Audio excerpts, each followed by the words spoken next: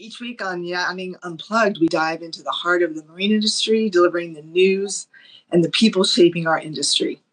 Welcome back to another episode of Yachting Unplugged. My name is Kim Sweers, the boat boss, and Rick is back next week, but I'm excited to report that the marine industry is pivoting once again. Two major laws are going into effect. The first one we talked about last week, the Big Beautiful Bill Act, was signed Independence Day this year, and it includes significant tax changes, most notably the 100% bonus depreciation for yachts, qualified boats, all acquired and put into service after January 19th of this year. What does that mean for you? Basically, buy now. If Jim Cramer says now is the time to buy, basically, we were going to phase out the tax benefits, and now it's 100% deductible of all business expenses in the first year. So it is a buyer's market. So let's buy.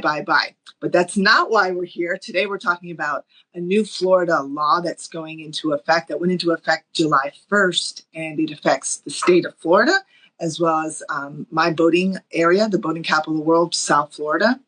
And Florida as a whole is a huge boating community. We have 8,000 miles of coastline, a booming marine economy, and an epic culture of a lifestyle on the water. But Florida's economy relies on our industry, with $31 billion in revenue, 110,000 jobs, and over 1 million boats are registered here in the state. So we are a force to reckon with. And the governor of Florida, our great state here, has put the power back into boaters. And today we are talking about the new Boaters Freedom Act, which went into effect, like I said, July 1st. And today we're going to unpack what that means through the lens of boating safety, education, responsible access. And someone who is the master of all that is Peg Phillips, the executive director of the National Safe Boating Council. Peg is passionate about advocate for safety on the water and has been my mentor and instrumental in shaping public awareness campaigns and everything about keeping boaters informed, prepared, and protected. So Peg, welcome to Yachting Unplugged. Hey, thanks so much. Always great to talk boating safety. It's obviously the most important thing out on the water, and great to hear you talk about the Big Beautiful Bill. We don't get involved in lobbying or any kind of legislation, but you and I both know that in MMA, the National Marine Manufacturers Association, reports that 95% of boats sold in the U.S. are domestically produced. So it's something we should be proud of, and let's get more people out there buying those USA boats. Exactly. Well, hopefully that one Big Beautiful Bill Act will get everyone to buy now. And like I said, remember, it's January 19th. You have to be in service, so you have to buy that boat this year to capitalize on that. But let's talk about the governor, shall we? Mm-hmm. I want to read to our audience that Governor DeSantis signed the Senate Bill 1388, also known as the Boaters Freedom Act, into law. And there's a few things that we need to pick out on this. Is that one, that it allows boaters to be free from undue government interference in their enjoyment of the Florida waters by preventing local bans on gas vessels, preventing random vessel safety inspections without probable cause, and directing the FWC to create a 5-year safety inspection decal program linked to vessel registration. He went on to say that Florida is the boating and fishing capital of the world, and the Boater Freedom Act will ensure that this remains the case. So let's dive deep into this, shall we, Peg? Yep, let's jump into it. So let's start with the basics. What are the top 3 things that every boater should do when they're heading out on the water? Yep. So real basic boating safety. The most important thing is to wear that life jacket. People have heard about a carriage requirement that you've got to have a life jacket on board that fits each of your passengers. Mm-hmm. But our message is wear that life jacket, just like you would wear a seatbelt getting into a car. The other thing is to check the weather. I mean, we live in a coastal environment, so we know that weather changes quickly. We've seen some recent storms around the country where boats have capsized or there's been a lightning strike. So always check the weather forecast, find out those conditions before you hit the water, but then check them throughout your you're boating on the day of as well, because things can change rather quickly. And that last final thing I would say is file a float plan. And that really is very simple. Just let somebody know where you're going and what time you expect to be back. And that could be as simple as just sending a text message to your spouse or your friend. Make sure it's somebody that's responsible and is going to check and say, hey, it's 5 o'clock. Where's Peg? She was due back in, right? Make sure they can come put out an alert if you're not back on time. Well, no, super important. We had that unfortunate accident where that whole family, practically, I think 8 people had died because they didn't check the weather and then they didn't have their life vests on. So let's switch to how important safety is. The safety that you wear, that life jackets are a big thing. Why are they so critical? Yeah, the life jacket is the easiest way to protect yourself as the boat operator and all of your passengers. Like I said, it's like putting a seatbelt on in a vehicle. It's automatic to us to do that. Life jacket should be the same way. There are other ways to die on a boat. And I want to say, first of all, boating is for the most part, very safe activity, but it comes with risks just like any outdoor activity. But for the most part, if you're going to die on a boat, you're going to drown. And just think of all the lives that could be saved if somebody would just put that safety gear on, just put that life jacket on, and it will protect you when you're out on the boat. Well, when we talk about life jackets and this bill, the Boaters Freedom Act, let's divert a little bit. There's not going to be safety checks per se. They're not going to stop you on the water, but you still need to have this safety equipment on board. And let's talk about it. Some of it may even expire. Can you talk about that? Yeah, so really the way that I interpret this law from a boating safety perspective is that in the past, local and state law enforcement agencies were able to conduct a vessel safety inspection. And I've done many ride-alongs and seen those. And what that is really an opportunity for Marine Patrol to converse and educate with a boat operator on what is required boating safety equipment and what is recommended. And that gives that boat operator that opportunity to walk around their vessel, put their hands on those life jackets, look at those flares, make sure that they're not expired. Right. Fire extinguisher, make sure that it's the correct size for the vessel, make sure it's in working order and that it's not expired. And really kind of key too is, maybe that boat operator isn't doing a vessel safety check, which they should do before every departure, that pre-launch check. But so we want to know exactly where that fire extinguisher is, where those flares are, where's that safety cushion, right? So they can access those things quickly. If they haven't checked on that stuff for months, they might kind of forget where they store it on the boat. So this puts the responsibility, without these vessel safety checks, this puts the responsibility back on that boat operator. Come up with a pre-departure checklist. You can get one of those on U.S. Coast Guard website, U.S. Coast Guard Boating, or National Safe Boating Council. Come up with a pre-departure checklist and check those items every time you get ready to launch your boat.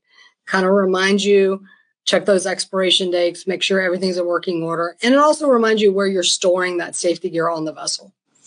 So the law, the Boaters Freedom Act, it puts the power back into the boaters' hands.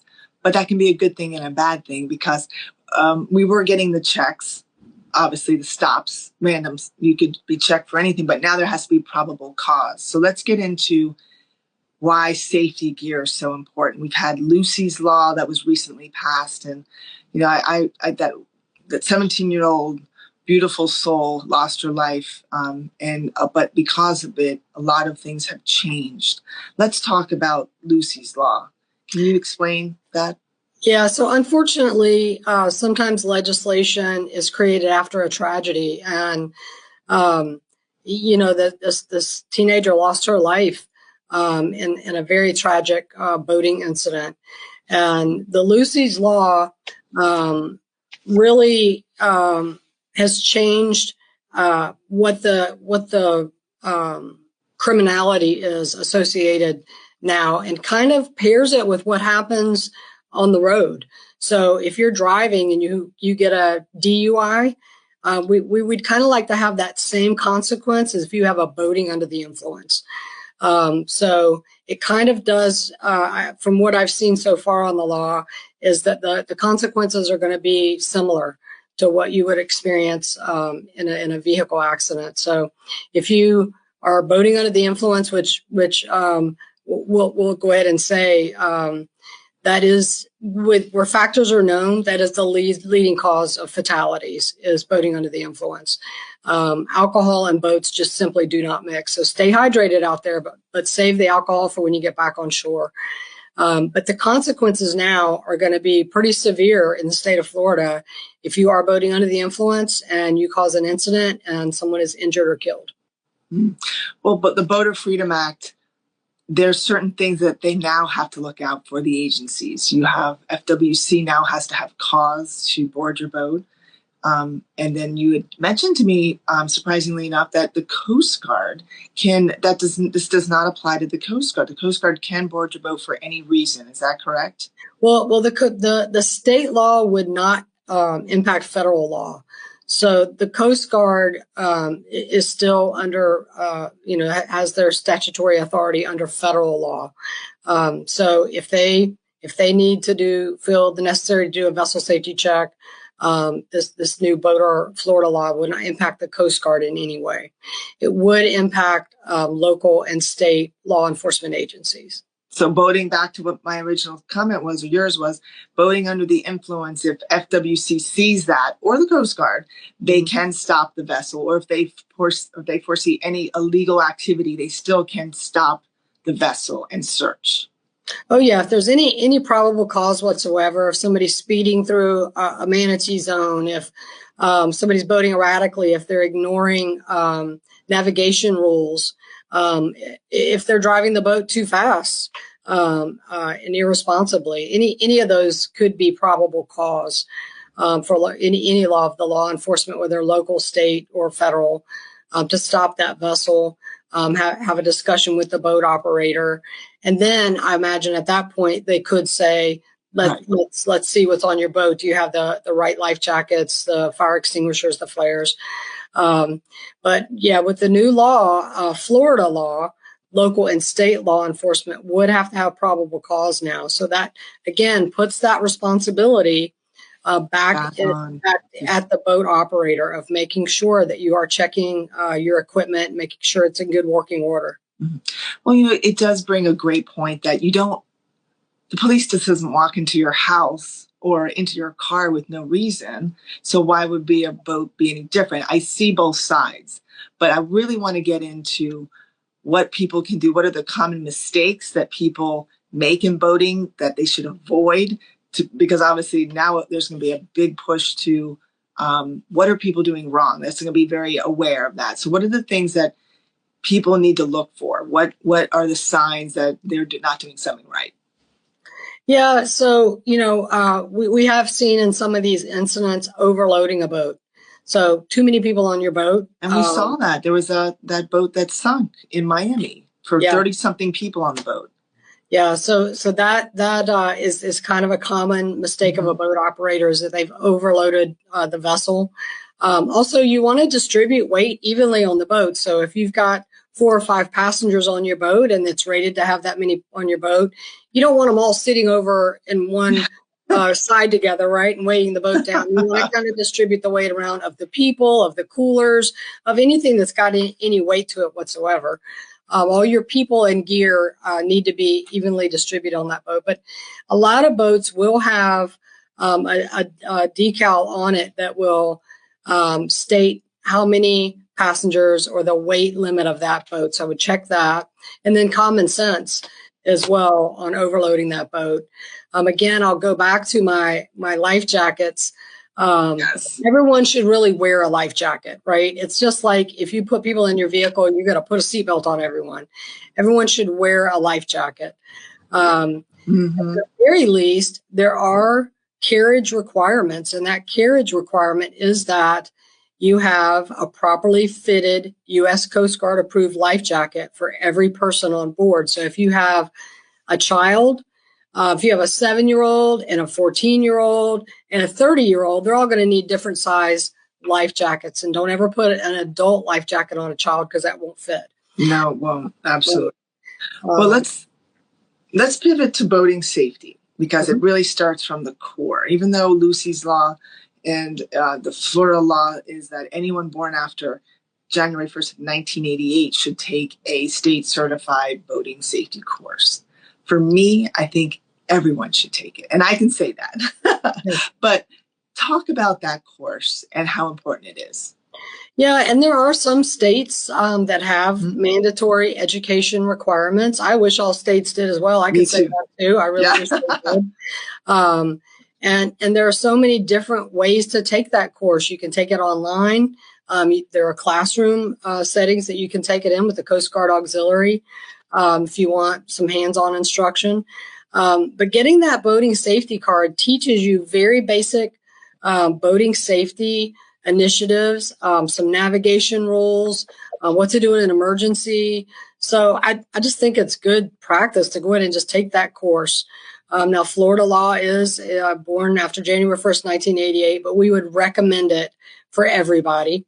And then for power boating, go one step further and take a hands-on boat handling skills course. And you can use our Find an Instructor tab on the National Safe Boating Council website, put in your zip code, and it'll pull up a certified National Safe Boating Council instructor in your area, and you can get some hands-on instruction. So what is the earliest age that someone can take the course? 13? Teenagers can take it. So yeah, we start at 13. Yeah, you're gonna need to have that boating safety card, right? And we do recommend that for all of our customers, but definitely for a teenager. But we want boating to be a family activity, right? So the whole family should learn how to operate that boat. And here, think about this. We've had situations where you've got the dad or the male driving the boat, but the wife and the kids, nobody else knows how to handle it. Well, what if he falls overboard or has a heart attack? God knows what. Has a medical event? Yeah. So what's going to happen then, right? So we really want the whole family to learn how to operate that boat. And I've personally seen, I'm an instructor trainer with the council, and I've personally seen couples that I've trained, and the wife gets so empowered when she comes back and looks at the husband and says, I'll be docking the boat next time. And it's great. It gets the whole family to enjoy boating much more, I think, when everybody knows how to operate the boat. We're having a lot less accidents, and the majority of the accidents used to be from 80% of people who didn't have a formal training course. And now that number's down to like 69%, I believe it is. Yeah, so the Coast Guard issued their 2024 recreational boating statistics, and we did see a decline in deaths, injuries, and property damage, which is great. So hopefully that means that boaters are being more responsible. We will still say 76% of boating deaths are due to drowning, and 80% of those victims were not wearing a life jacket. So go back to that. If you're going to die on a boat, it's most likely going to be because you've drowned. So just wear that life jacket and we can save so many lives there. Yeah, and 69% of deaths occurred on boats where the operator had no boating safety instruction. So that's where that statistic comes in, 69%. So think of it, again, how easy is that to fix, right? Just take that boating safety course, maybe get some hands-on skills training, and you'll be a more confident boater, and boating will become more fun for you. I agree. Well, let's talk about gas. Part of this act is the legislation ensures that boaters who prefer gas boats will not be limited by activist local entities. It also maintains statewide protections of wake speeds, manatee zones, and seagrass areas. That's not something that just comes to you. So when you talk about taking a boating safety course and then taking it a step further and hiring one of your instructors, they're going to teach you how to fuel up correctly and all the things that you really don't really know. Yeah, I mean, it's we've all seen the videos online where people are at the fuel dock and the boat explodes, right? Yes.